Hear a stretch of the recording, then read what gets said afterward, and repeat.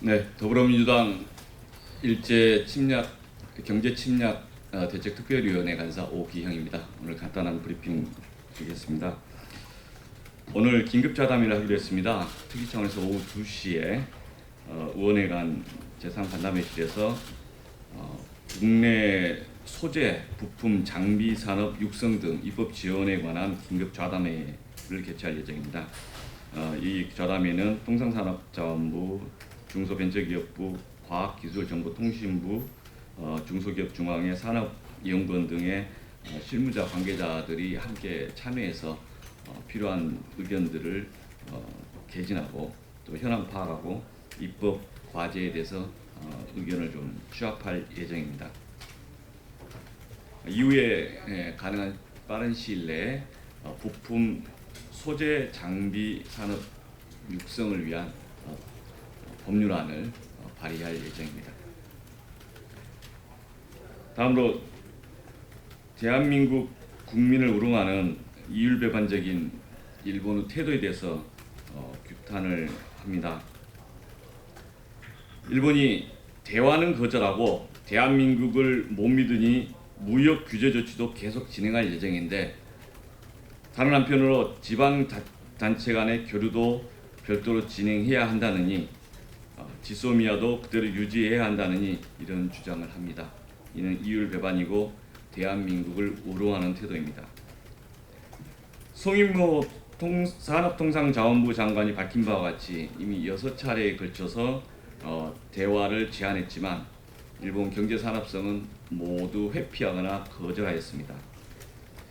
세코 히로시게 일본 경제산업장관은 이 시각까지 한국의 전략물자 수출 통제 시스템에 대해 믿을 수 없다며 화이트리스트 배제를 위한 절차를 중단 없이 진행하고 있습니다. 그런데 일본 스가 요시히데 관방장관은 한일 군사정보보호협정이 안보 분야의 협력과 연대를 강화해서 지역의 평화 안정에 기여하였고 그래서 연장을 희망한다고 주장하였습니다. 대한민국의 전략물자 통제 시스템은 믿지 못하겠는데 대한민국이 주는 군사정보는 믿을 수 있다.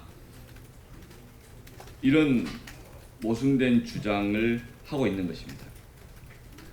또한 부산시와 일본 나가사키시 사이 행정교류 사업이 부산시 요청으로 잠정 중단된 점과 관련해서 어찌됐든 단체 간의 교류는 계속하자는 주장과 민간 교류를 계속 확대하자는 이야기를 했습니다. 정부와 여당이 민간의 다양한 활동에 대해서 직접 개입하거나 또는 어떤 식의 의사표현을 하지는 않습니다. 다만 일본의 태도가 얼마나 모순되고 국민을 우롱하는가를 지적합니다. 한편으로는 대한민국의 반도체 산업을 공격하면서 불매운동을 하지 마라, 군사 안보 정보는 계속 제공해라, 아무튼 교류는 계속하자, 이런 일본 정부의 말은 이율배반이고 대한민국 국민을 우롱하는 것입니다.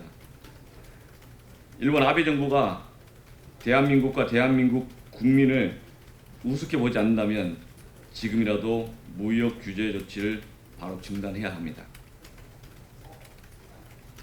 다음으로 스가 관방장관이 어제 일제징용 판결 관련된 청구협정에 대해서 몇 가지 설명을 한 게 있습니다.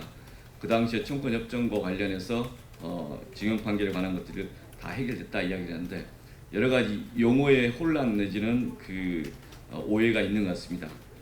일제징용 판결에 대한 우리 정부와 대법원의 일관된 입장은 한일 합방이 불법이고, 그리고 징용에 끌려갔던 대한민국 국민들이 의사에 반해서 강제 노동을 했다는 것이고, 그러한 불법 행위에 대해서 위자료를 손해배상을 청구할 권리가 있다. 이게 이 대법원 판결의 취지입니다.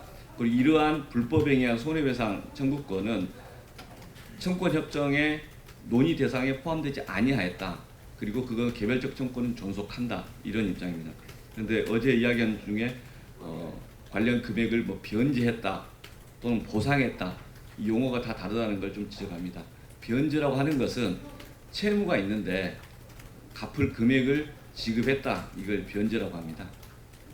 그래서 미지급 임금이 있으면 그걸 변제하는 것, 미지급 임금을 지급하는 것을 변제라고 하고요. 어제는 변제했다는 표현이 있었고, 그 다음 적법한 행위에 대해서 어쩔 수 없이 손실이 발생하면 그 손실을 보상한다. 그럴 때만 보상이라는 용어를 씁니다. 그래서 어제 그제 그 스가 관방장관 이야기한 그 내용 중에는 변제했다, 보상했다는 말을 했지만 배상을 했다는 이야기는 없습니다. 계속 오해를 유발하는 인식의 차이가 있음을 좀 명확하게 지적을 합니다. 이상입니다.